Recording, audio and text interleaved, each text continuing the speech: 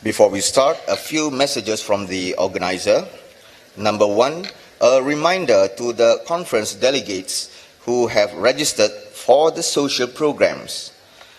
I repeat, a reminder to the conference delegates who have registered for the social programs.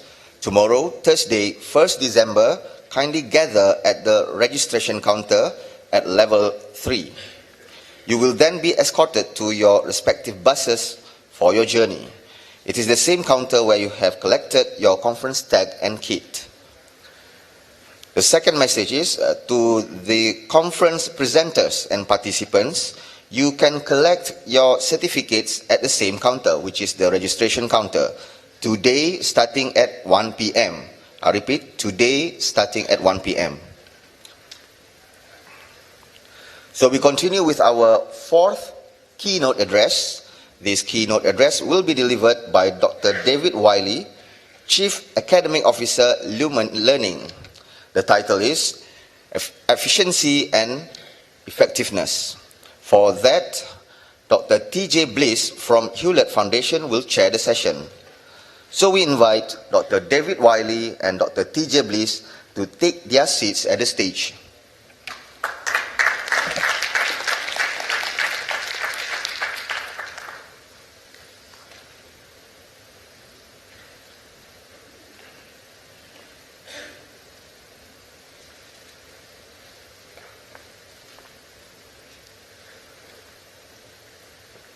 Distinguished guests, ladies and gentlemen, all protocols observed, good morning.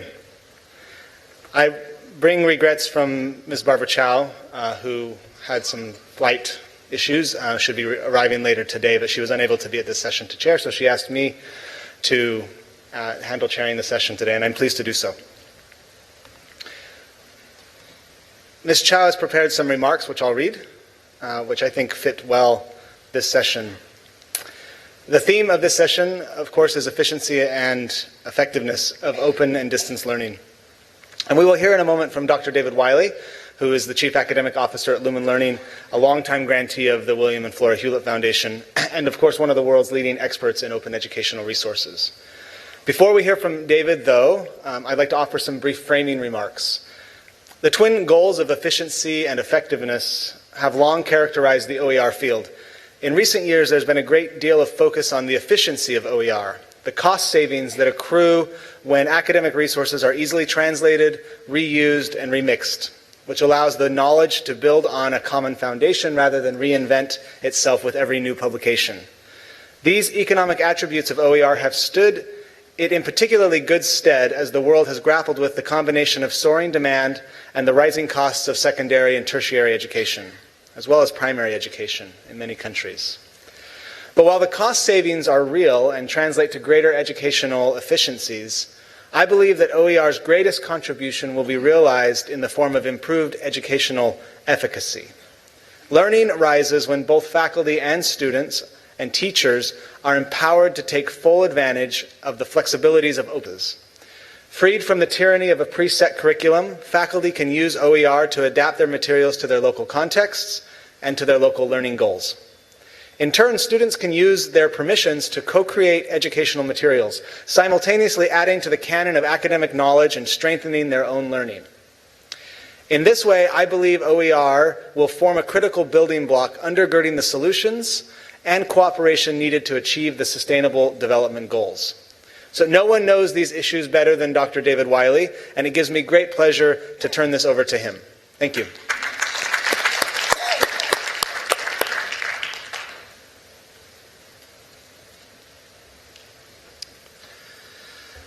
Good morning. Good morning. Thank you. I'm very humbled by the invitation to spend a few moments speaking with you today.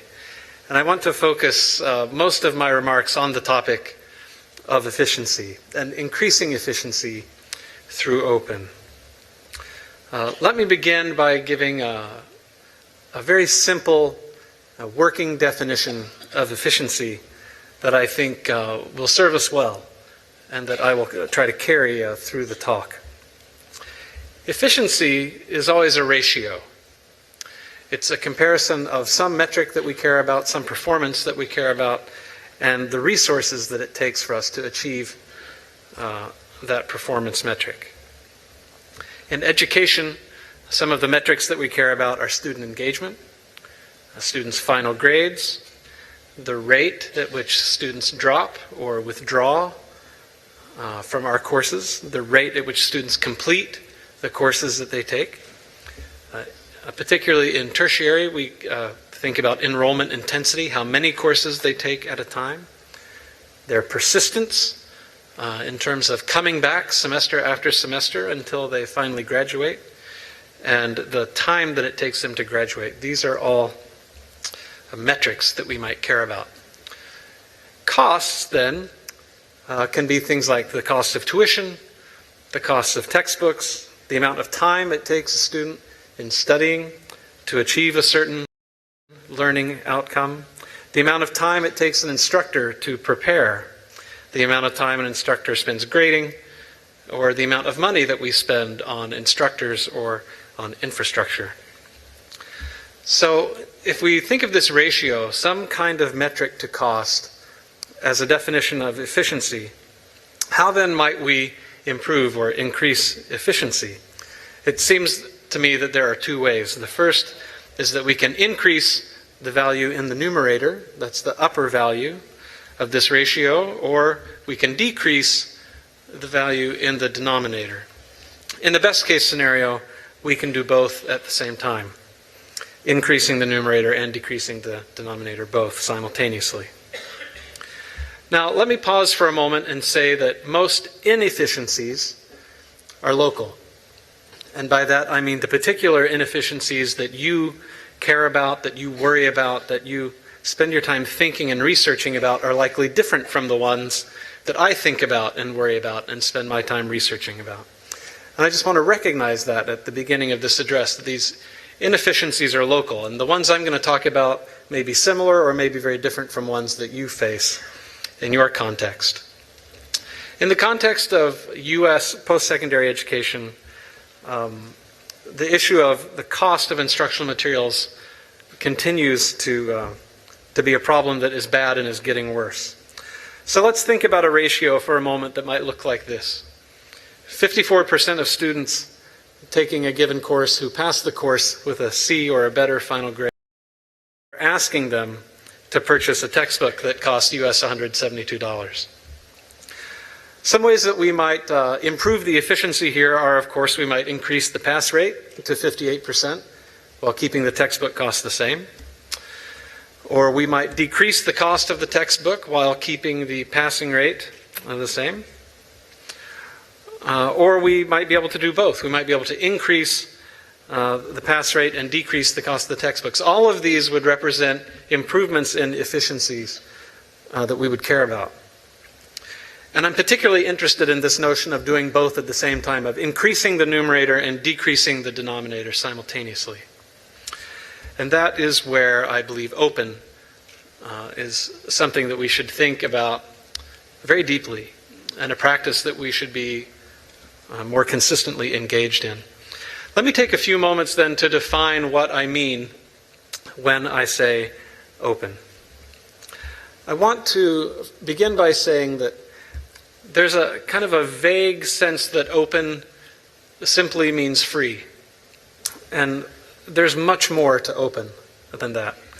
In fact, if you think about the internet, the overwhelming majority of content on the internet is already free.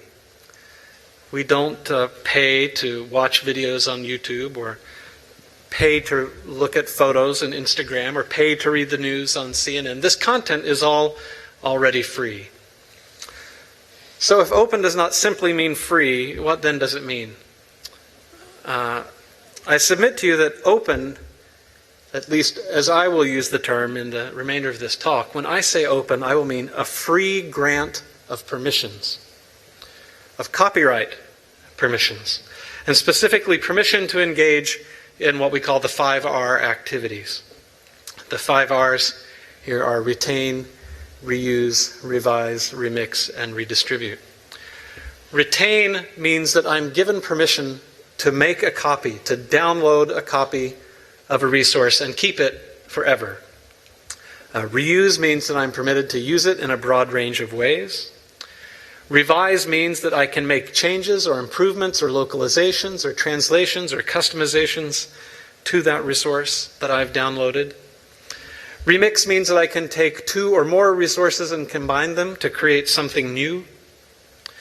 And redistribute then means that I have permission to share these things, whether it's the original copy that I made, or a translation that I created, or a mashup that I created with others.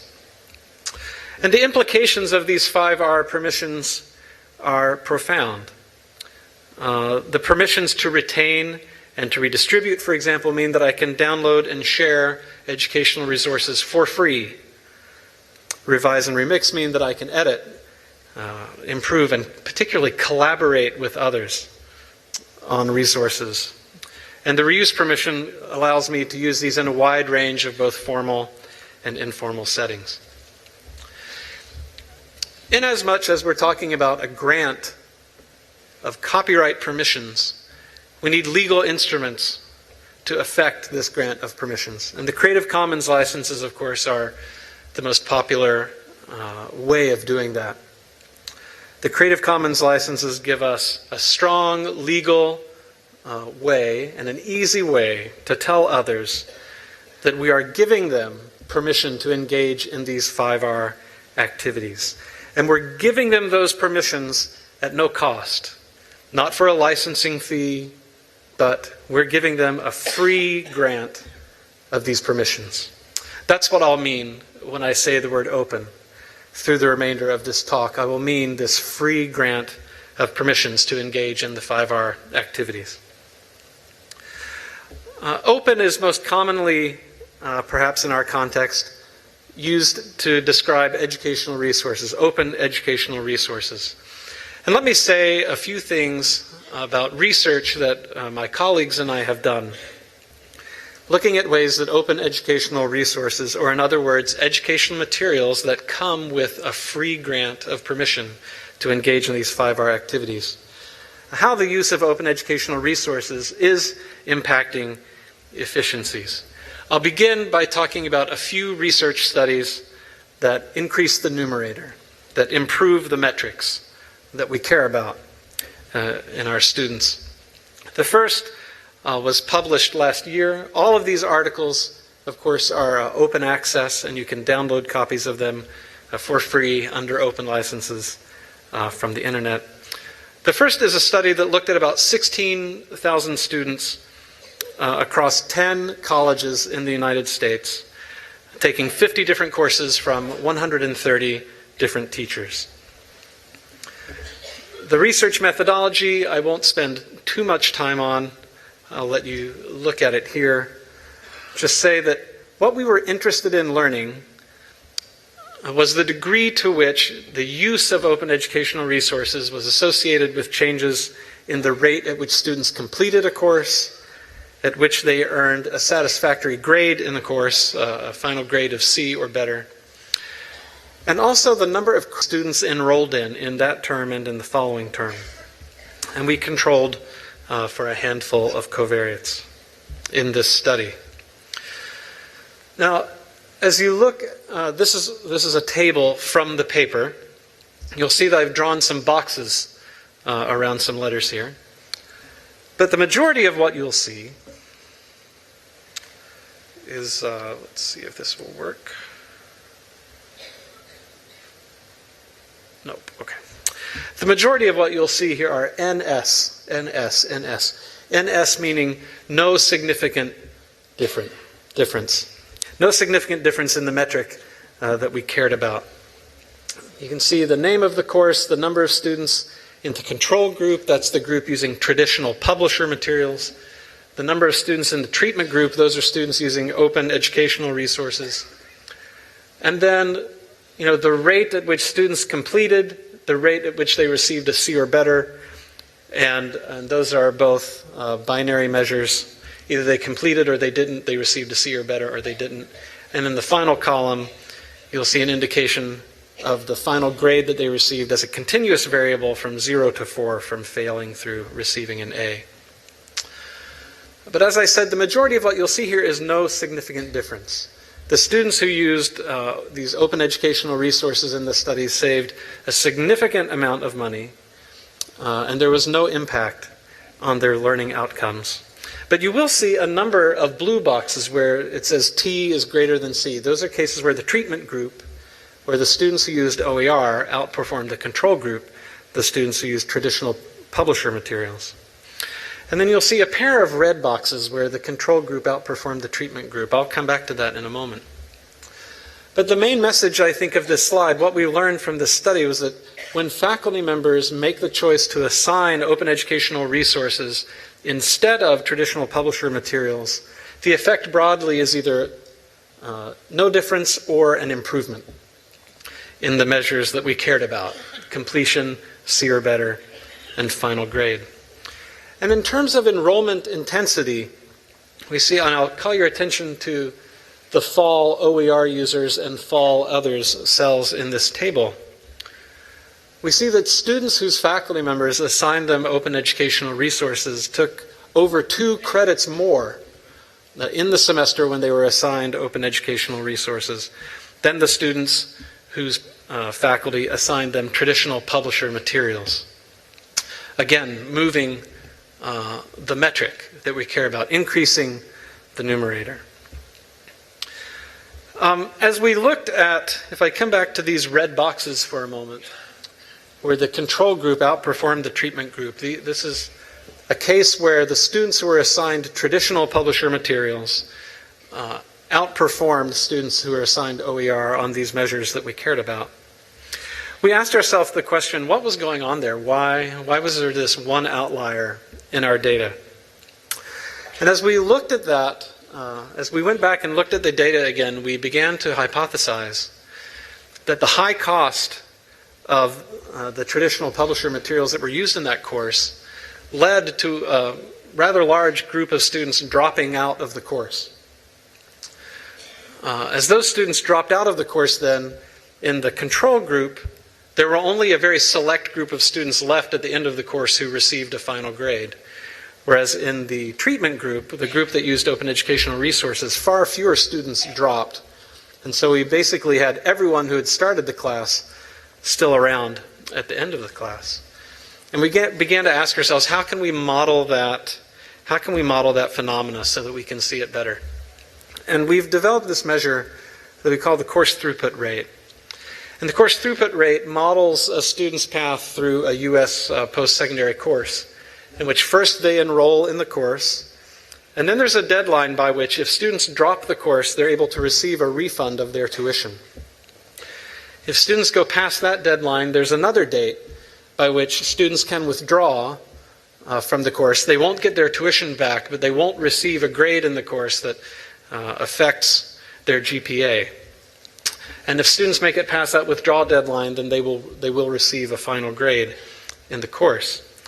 And so what we wanted to look at was we wanted to look at each of these metrics and then aggregate them in such a way that we could answer the question of all the students who were present at the beginning of the course, how many were still present at the end of the course and receiving a grade that was high enough that would allow them to continue moving forward toward graduation. And we split these data into some data looking at students in face-to-face courses and students in online courses. And what you'll see here is OER on the right, traditional publisher materials on the left. And you'll see that there's a small difference in the drop rate in favor of students who are assigned OER. There's a small difference in the withdrawal rate in favor of students who are assigned OER. And there's a small difference in the C or better rate overall, again, in favor of the students who were assigned OER. But when we aggregate all these measures together, we come to this course throughput rate, the CTR at the bottom, which is telling us that of all the students who were present at the beginning of the course, the number who survived the entire course and received a grade that they could count that course toward graduation and keep moving forward was 60% for students who were assigned traditional publisher materials and 66% for students who were assigned open educational resources. So a 6-point increase in this measure. And in the online sections, we saw roughly the same thing. The numbers are slightly different. Again, a small difference in the drop rate in favor of students who are assigned OER, a small difference in the withdrawal rate in favor of students who are assigned OER, a small difference in C or better, again in favor of students who are assigned OER. And taken together, again, we see a 6-point difference in favor of the students who were assigned open educational resources over those who were assigned traditional publisher materials. So again, this is another way of seeing that open educational resources can help us increase the numerator, increase that metric, and in that way help us improve efficiencies. But we've also done a number of studies looking at the ways that open educational resources can decrease the value in the denominator.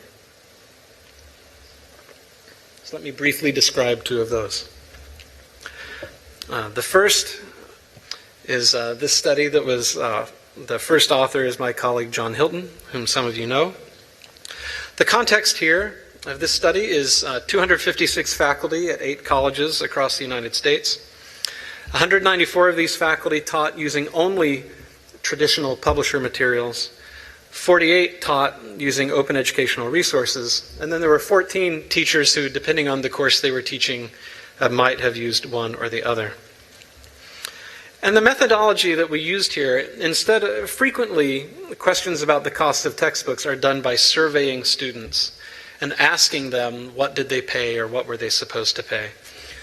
But in this study, we went for each of the 8 colleges. We went to the bookstore website and looked at all of the sections that were offered of each course at each of the colleges. And then we took the cheapest option available in terms of either new print or new digital from Amazon.com, from the bookstore, from all the options that the bookstore listed as being available, because as you know, many of these stores now provide lots of options for students to comparison shop. And what we found here was that on average, the required traditional publisher materials for a course cost a little over US $90 per course per student. On the other side of this, looking at the faculty members who were assigning OER instead of traditional publisher materials, these faculty were receiving some support from my organization through a grant that was valued at about $5 per student. And so here we see that in the case of these 256 faculty members' courses, that OER are about 94% cheaper than the traditional publisher materials, even when they're being used with a significant amount of support provided from outside the institution. And the second study that I want to talk about in this section looks at the financial impact on the institution itself. This INTRO model. INTRO is an acronym which stands for Increased Tuition Revenue Through Open Educational Resources. And what we mean here, as I've described at the bottom, and as I mentioned a moment ago in describing the funnel, when students drop out of a course before the drop deadline, the institution will refund the tuition back to the student. So that's money that the college has in its account, which it gives back to students. And what we wanted to see here in the case of Tidewater Community College in Virginia was what will the financial impact be for Tidewater as they continue adopting more and more OER, and we see these changes in drop rate play out financially for the institution. And what you see here in this calculation is 182 total students who will now not drop out of courses, who would have dropped out of courses previously. 89% of those students are in-state students who pay one tuition rate. 11% of those students are out-of-state students who pay a higher tuition rate. And the average course here is 3 credits long. So when we combined this together, what we found was that in the case of Tidewater, in their one program on business administration, that the institution would have previously refunded over $100,000 to these students that it will now retain, because these students will not drop because of the decrease in the drop rate associated with faculty assigning OER instead of traditional publisher materials. It's interesting to think about trying to do both these things at the same time, trying to increase the numerator and decrease the denominator, increase the efficiencies here by moving both of these measures. And this led us to try to find a way to visualize that has a terrible name. I apologize for the name. But the name is, as you see here, Mad Glad Sad Rad. And what Mad Glad Sad Rad means is it means there's an expectation. There's an expectation that things that are more expensive are better or higher quality or nicer in some way. That when you buy a car that costs 10 times the amount of another car, you expect the more expensive car to be a better car.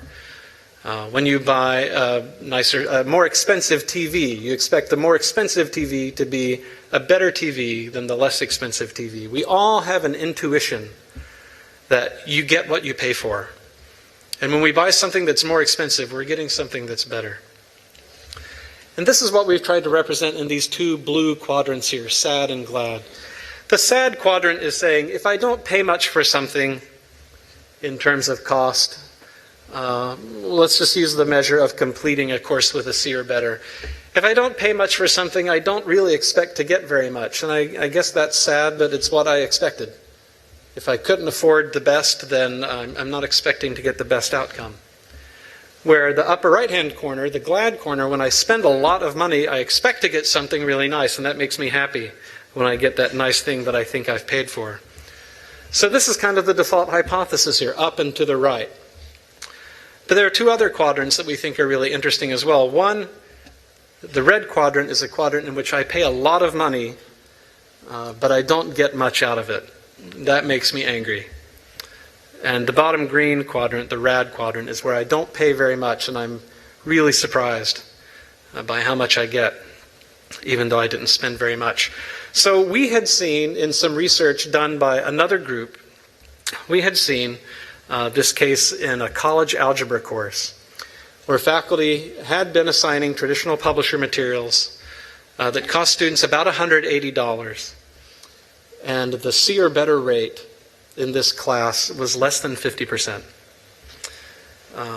The folks at this college made the change from those traditional publisher materials to open educational resources, which again were provided to them with external support at a cost of $5 per student, and saw the passing rate in that course jump to well, eventually over 70%. In the article that they published, it jumped into the high 60s to 66%.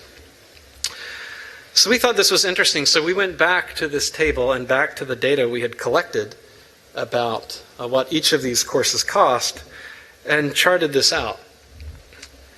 And here are the data. Now this paper hasn't appeared yet, so I don't have a reference I can give you yet. But what you see here is the cost of required materials to the students on the y-axis, ranging from $0 to about $225. Well, from $5 to $225. And then you can see the percentage of the course, percentage of students in that course who completed it with a C or better final grade. And what you'll see among both the OER, which are the blue lines laying on the bottom, and among the TPM, which are the cloud of dots up at the top, you see that there is variability. Neither OER nor traditional publisher materials are associated exclusively with high performance or exclusively with low performance. There is some range in both of them. But if you look at the average of these, the average passing rate for the OER sections is slightly higher than the average passing rate for the TPM sections. And if you take away the OER dots at the bottom and you plot the best fitting line through that cloud of TPM dots, you don't get an up and to the right best fitting line, you get a down and to the right best fitting line, where more expensive textbooks are associated with worse student performance. So in terms of increasing efficiency, trying to move the numerator up and trying to move the denominator down at the same time, I think OER has a lot to recommend itself to us. 6% higher course throughput rates, over 2 credits more per semester that students are taking in terms of enrollment intensity. That's moving the numerator up, making it larger. And on the bottom, we see things like a 94% decrease in textbook costs to students and over $100,000 in tuition revenue saved per year. So making that cost smaller while making performance bigger. This has led to the development of some new models in the US, and you may have heard of these. This idea of an OER degree. And an OER degree is a college degree in which all of the required courses and a sufficient number of the elective courses have been changed from traditional publisher materials to open educational resources so that students can go from the first day of class to the day that they graduate without ever being asked to purchase a textbook, because each course along the way has one or more sections of it available where faculty have assigned OER instead of assigning traditional publisher materials. The first example of these was Tidewater Community College, who you heard me mention a moment ago. This is an image from their website where they compare the tuition cost and the textbook cost in this degree when it was a traditional degree and after it made the change to what they call Z degree.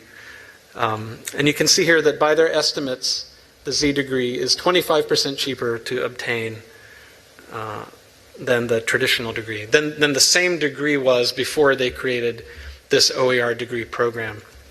And this idea has really taken off in the United States. In 2013, there were only 2 colleges that had an OER degree, Tidewater Community College and Northern Virginia.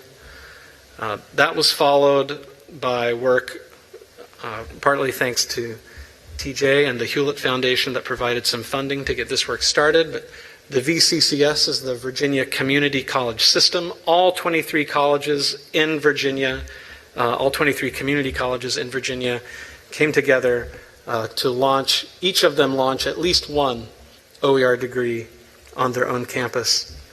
This was followed earlier this year by Achieving the Dream, announcing a grant program where they had brought together money from a number of funders who were interested in promoting this model and made awards to 38 colleges to create OER degrees.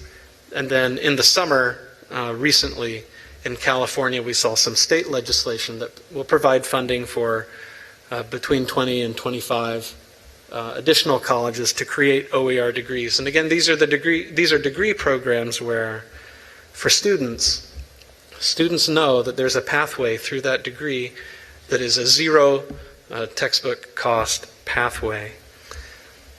And it's very different from going into a program and finding out that here or there you have a faculty member who's adopted OER, and that's a pleasant surprise when you find out that for this one course you're taking, you don't have to buy 100 or 200 or 300, or in some cases in the US, over $400 for a single textbook for a single course. Because you can't expect that, you can't anticipate it, you can't plan for it. But when you enroll in an OER degree, now you can plan and you can anticipate. You can work fewer hours. You can take out a smaller number of student loans. And this model is a very interesting model. Before I finish, I do want to say very quickly that, to my mind, the increased efficiencies that we can achieve by assigning OER in place of traditional publisher materials are actually the least exciting thing about open educational resources, because with open educational resources, and now this is now speaking as a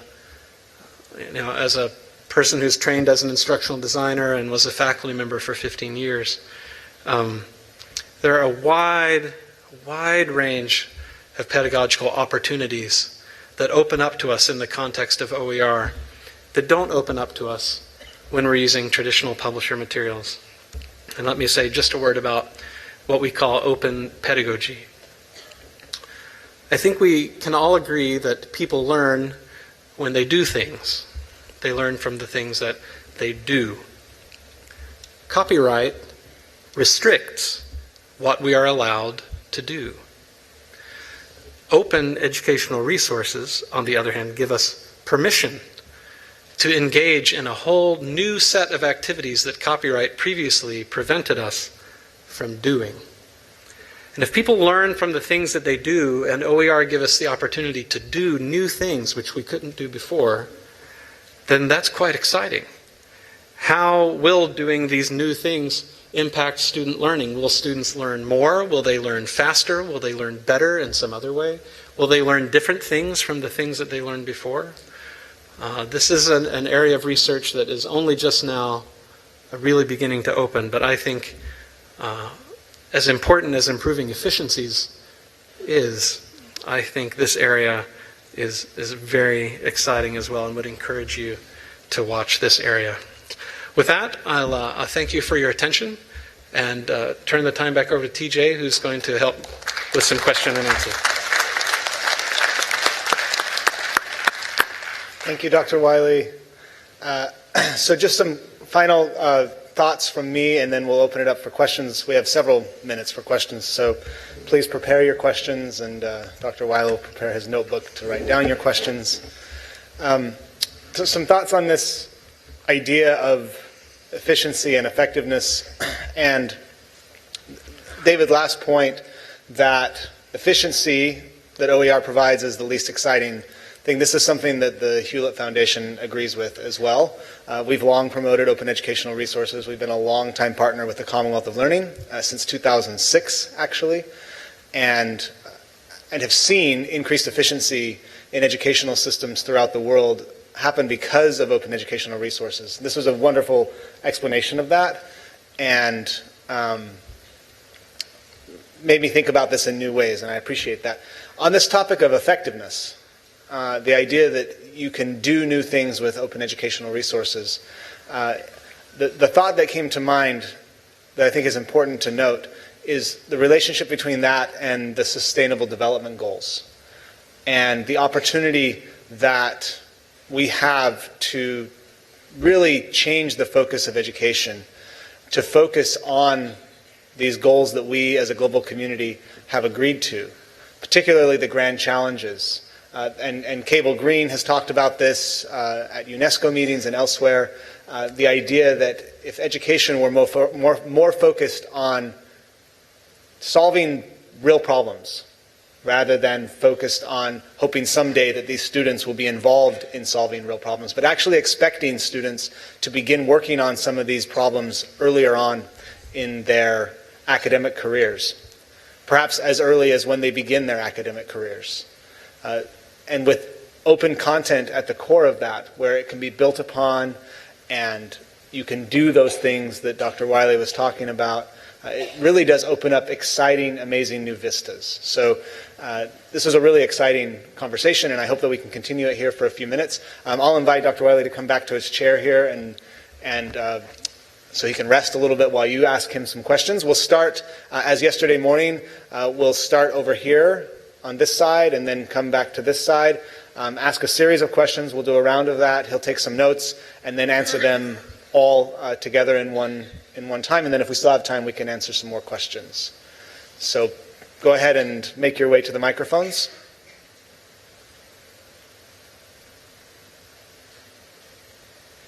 We recognize the gentleman from Canada.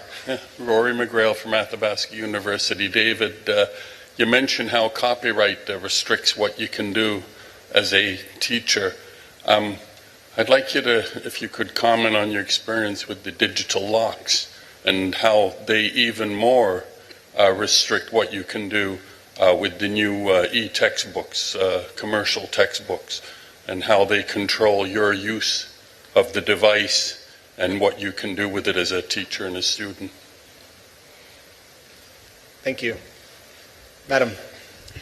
Thanks, David. Aptar from Hamdan bin Muhammad Smart University, Dubai. Yeah, David, I think you raised some very interesting data, and it was nice to note that use of OERs had, increased the effectiveness, overall effectiveness.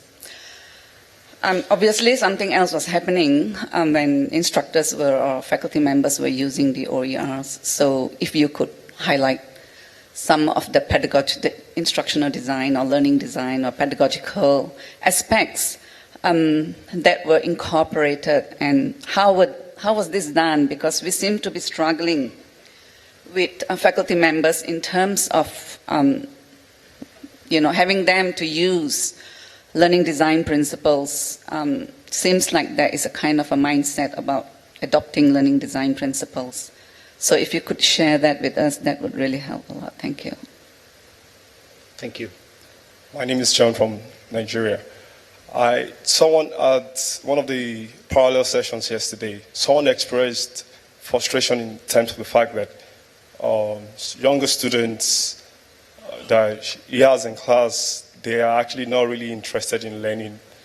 That when he takes the class, they are like, oh, they are doing something else and they don't really want to be part of the class. Now, I have a different opinion because I actually presented something on open pedagogy too. Now, I wanted to pose it to you that how can open pedagogy help the facilitator or the teacher to be able to adapt the learning capacities and capabilities of the learners to be able to pass in the learning? Thank you. Paula? Hi, David. Thank you. This is in an American context where there is an open economy. Your education economics is totally a different cup of tea. But let's take a country like Cameroon, or let's take a country like India, where the education is subsidized. It's not that conventional market economics operate. Now, will those arguments hold good in a subsidized, supported system? Number two, I was talking to a teacher union in India, and I was talking about the OER, and one of them said, okay, you're sitting in Vancouver, you can talk about this. As a teacher, I teach, I have to do so many work, and in addition, I also collect the census data, the public distribution data for government. I got so much of work, and why do you add one more drudgery to me? Now, how do we address this in a developing country's context? And should we go into policies before we understand all these issues? Thank you. We'll come here. Good morning, Edward Bethel from the Bahamas. Thank you very much for your talk. It was not only enlightening, but encouraging that someone of your stature should be so firmly in the OER bandwagon.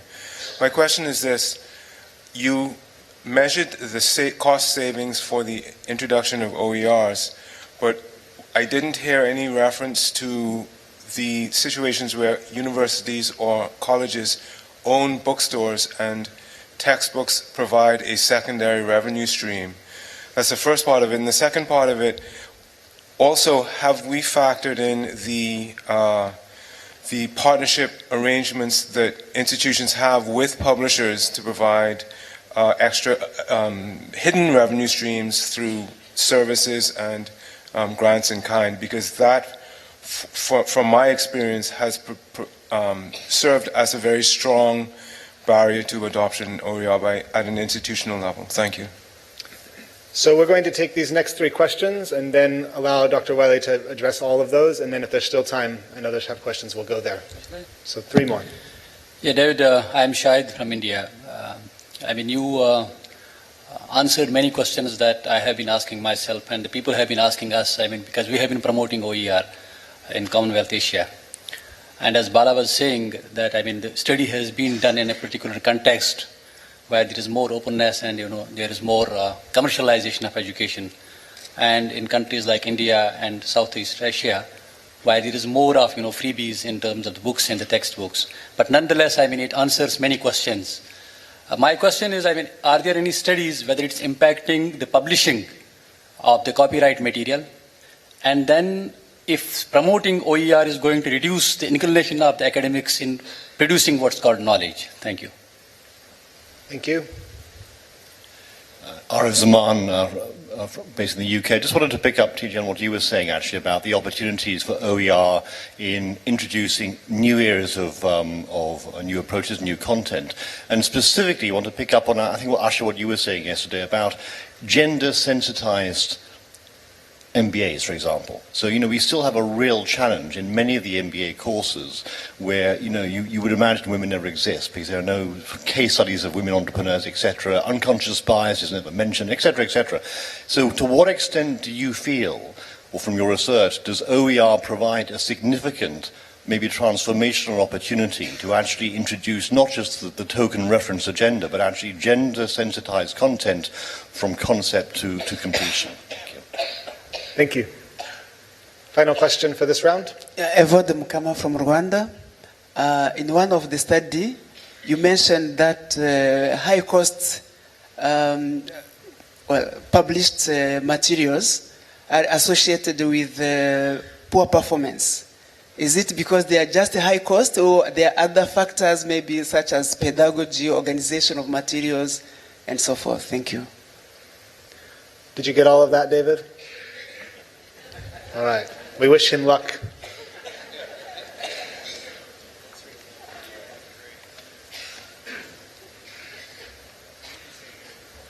Oh. I feel like I'm in a presidential debate with TJ with these dueling podiums here. Some of these questions are closely related. So let me say first, on the question of copyright restrictions and commenting on digital locks and DRM and things that DRM does to control us. Some of you may remember that for several years there were only 4 R's, if you're familiar with this 4R framework, and that the 5th R has been introduced only relatively recently. And that 5th R, retain, is directly a response to this issue, Rory, wherever you went, that you bring up. In the U.S., again, and this is why I made the comment in the presentation that inefficiencies are local. There's a certain set of problems that I'm trying to solve in my context that are likely different from the problems that you're trying to solve. In our context, there's been almost kind of a battle being waged by the content industries to discourage people from wanting to own anything.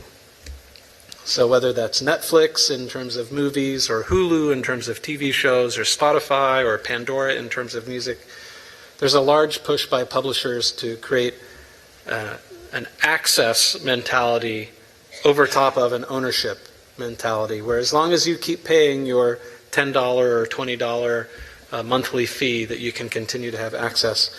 And when you get stuck in that access kind of world, then you're totally on their terms.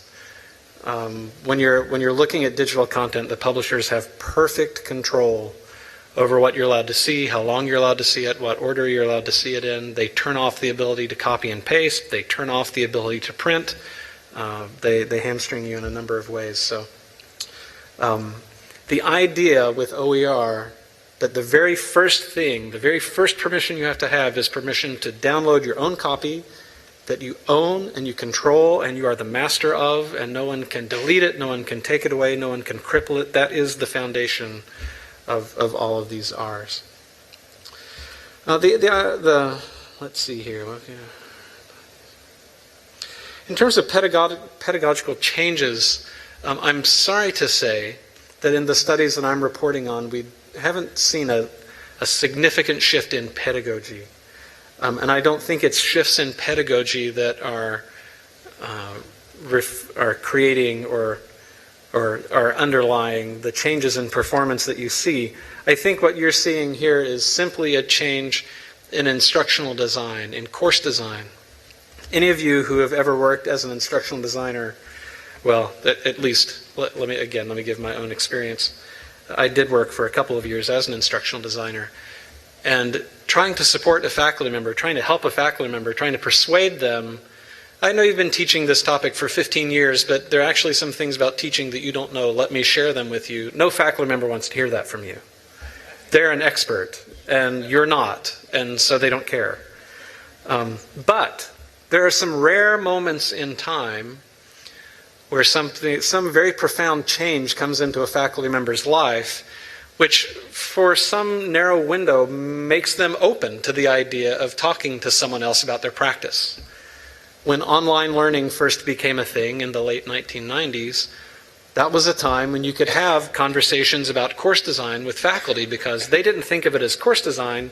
They thought, I don't know anything about the internet. How do I get my course on the internet? Well, as soon as they say that, how do I? Now they've opened up and they've become kind of humble and teachable and ready to have that conversation.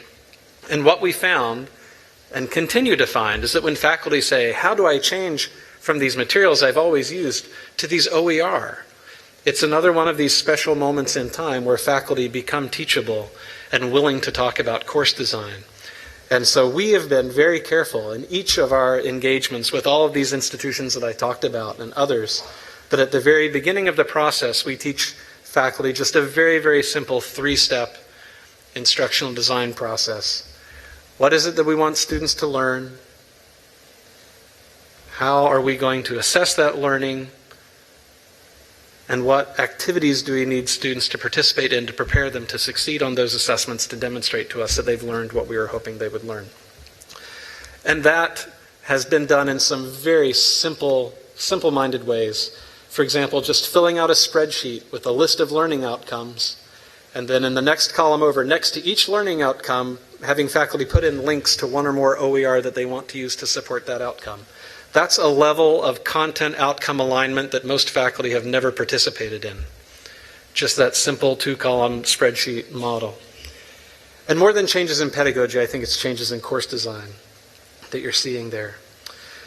The question about students not engaging and how can open pedagogy help with this problem is related to another question about adding one more drudgery on top of faculty who are already overburdened.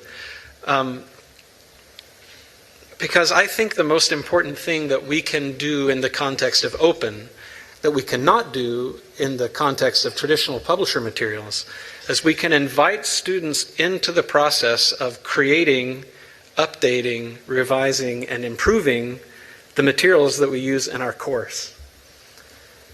When I first say that, your mind will tell you that your students are not qualified to create the textbooks for their own course. But I tell you that they are. They are not just left alone, but with you as a mentor. And instead of thinking of yourself as someone who is grading papers, if you think of yourself as someone who is editing contributions, and you become a co-collaborator with your student, this is very powerful. And to the question that was asked about gender-sensitized content, when you've got 3 old white guys writing the textbook, there's only so much that they're capable of doing. But when you've got an entire classroom full of students, different genders, different backgrounds, different experiences, when all of them are co-creating the core instructional materials for the course, you don't have to go out of your way or do something inauthentic to find these other voices, to find and surface these other experiences, because your students will write them. And you can edit them into the core materials that next year's students will start from and will read and then go on to create their own contributions. This idea of collaboration, in universities we frequently talk about our job being co-creating knowledge. And open actually gives us an opportunity to truly do that.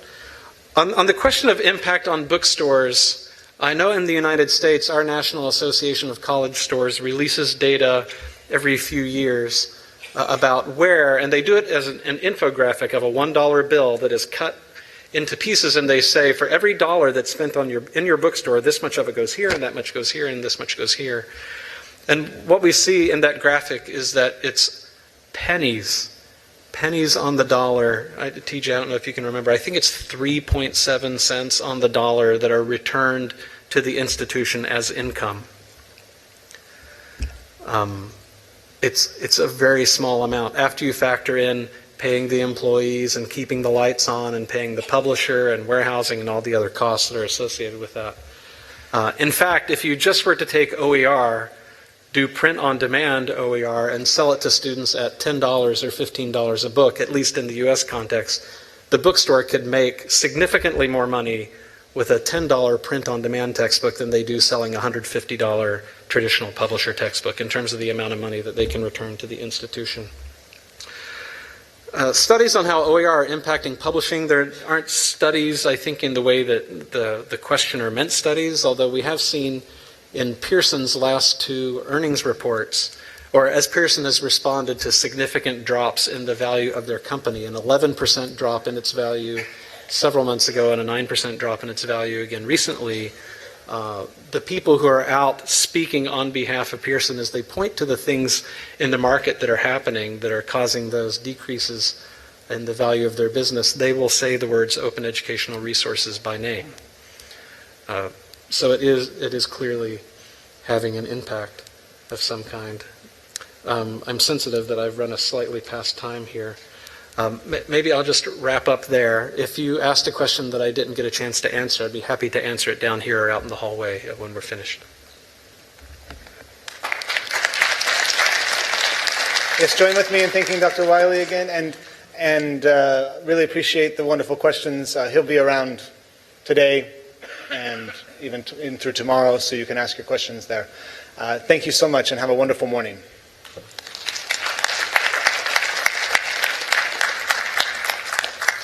Now we invite Yang Berbahagia, Professor Datuk Dr. Mansur Fazil, President and Vice Chancellor Open University Malaysia, to present the token of appreciation to our Chairperson Dr. TJ Bliss and our Speaker Dr. David A. Wiley.